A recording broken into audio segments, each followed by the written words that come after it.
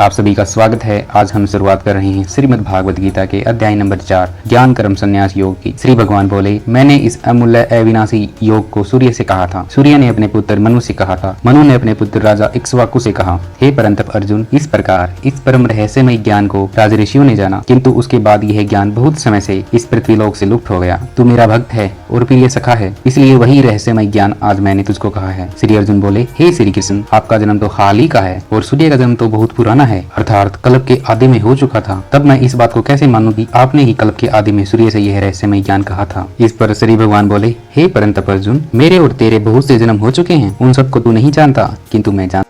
भगवान श्री कृष्ण बोले, मैं अजन्मा और अविनाशी स्वरूप होते हुए भी तथा समस्त प्राणियों का ईश्वर होते हुए भी अपनी प्रकृति को अधीन करके अपनी योग माया से प्रकट होता हूँ। हे भारत, जब जब धर्म की हानि और अधर्म की वृद्धि होती है, तब तब ही मैं अपने रूप को रचता हूँ, अर्थात साकार रूप से लोगों के सम्मुख प्रकट होता हूँ। साधु पुरुषों का उद्धार करने के लिए, पाप कर्म करने वालों का विनाश करने के लिए और धर्म की अच्छी तरह स्थापना करने के लिए मैं युग युग में प्रकट हुआ करता हूँ।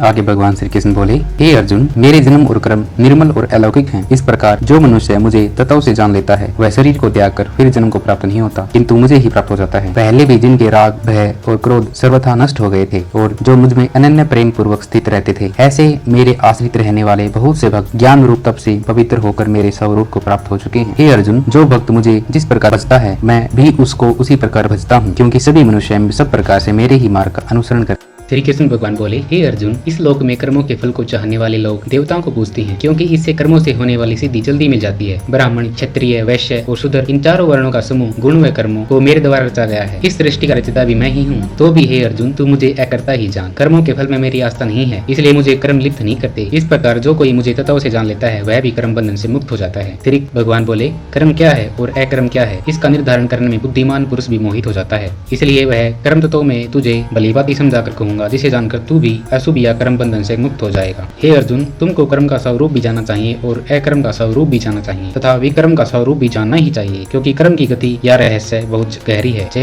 आगे श्री कृष्ण भगवान बोले, जो मनुष्य कर्म में अकर्म देखता है और जो अकर्म में कर्म देखता है, वह मनुष्यों में बुद्धिमान है और वह योगी समस्त कर्मों को करने वाला है। उसके संपूर्ण कर्म बिना कामना और संकल्प के सफल होते हैं। वह उसके समस्त कर्म ज्ञान रूपी अग्नि के द्वारा भस्म हो गए हैं। उस महापुरुष को ज्ञानी जन भी पंडित कहते हैं। जो पुरुष समस्त कर्मों में और उनके फल में आसक्ति का त्याग करके संसार के आश्रय से रहित हो गया है और परमात्मा में ही अपना ध्यान तक लगाए हुए है, वह कर्मों में भली भांति बरतता हुआ भी वास्तव में कुछ भी नहीं करता। जिसने अपने अंतकरण और इंद्रियों पर नियंत्रण पा लिया है, तो मानो कि उसने समस्त भोगों की सामग्री का परित्याग कर दिया है। ऐसा आशा रहित मानव केवल शरीर संबंधी कर्म करता हुआ भी पापों को नहीं प्राप्त होता। जय श्री कृष्ण।